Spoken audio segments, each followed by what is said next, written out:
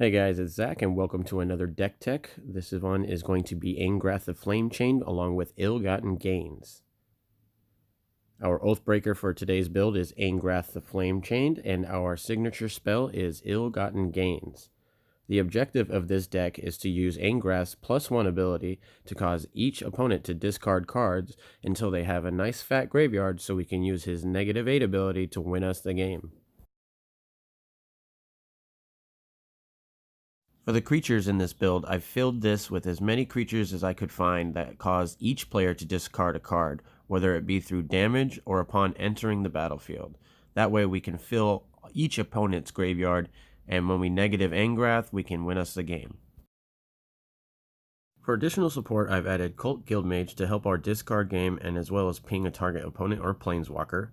Mind Slicer is a solid attacker or defender to make our opponents think twice about attacking into us. And Abyssal Nocturnus is a potential big threat when paired with several other cards in our deck. Now in this build I've also thrown in Sangromancer. Now Sangromancer is here for some big time life gain, especially when you use her with cards like Siphon Mind and Rakdos' Return. Our bomb for this build is going to be the Haunt of Hightower. When you pair it with a card like Delirium Skeins, causing each opponent to discard 3 cards, you can get up to 9 1/1 counters on it in a single turn. And then when you pair that with Ill-Gotten Gains, forcing everybody to discard their hand, that's when things can get pretty bonkers.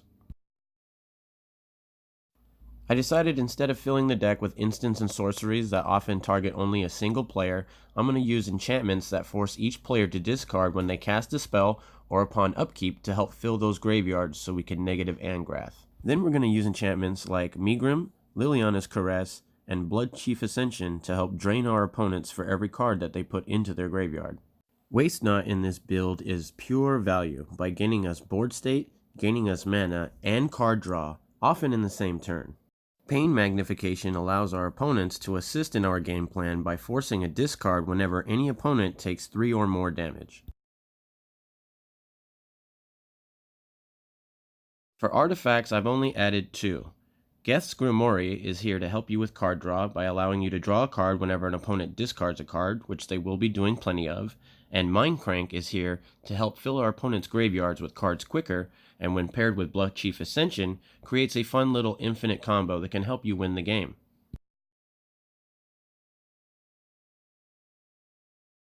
To help bring the pain to our opponents, I've added a variety of cards, each of which are designed to punish our opponents for having fewer than 3 or 2 cards in hand. This is going to help our strategy by continuously pinging them and offers a secondary win strategy as opposed to just ultimating Angrath.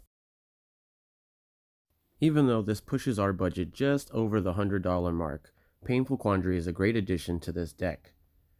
This puts the brakes on spell-heavy or creature-heavy builds by taxing them for 5 life for each spell that they play. When used with Mindcrank on the board, your opponent stands to lose 5 life as well as 5 cards every time that they try to cast a spell, putting us in a great advantage. In the instants and sorcery spot, I've added Rakdos' Return to help deal damage to target opponent or planeswalker as well as helping our discard game. Siphon Mind helps our discard game further as well as helps pump Haunt of Hightower. Bedevil is there for more creature or planeswalker spot removal. Deathcloud is here to help in a pinch as well as finish off our opponents if given the opportunity. And Earthquake acts as a pseudo form of board wipe when we need it.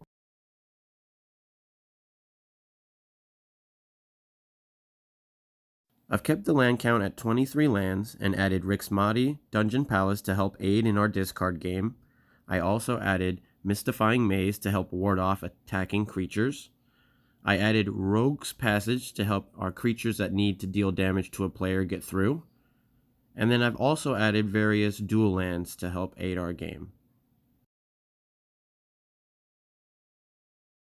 To upgrade this deck, you have several great additions. Thoughtseize is a great staple in many other formats and might be a worthy inclusion in our deck. Liliana of the Veil is a must-have in a deck like ours, and you might want to grab her if your budget allows for it. Additionally, Torment of Hailfire can be a great add to this deck and be an alternate win con. And Inquisition of Kozilek is great at picking cards away from our opponent's hands.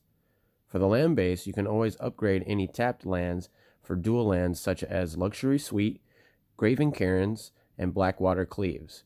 Or if you really want to show off to all your friends, you can add bad lands at $245.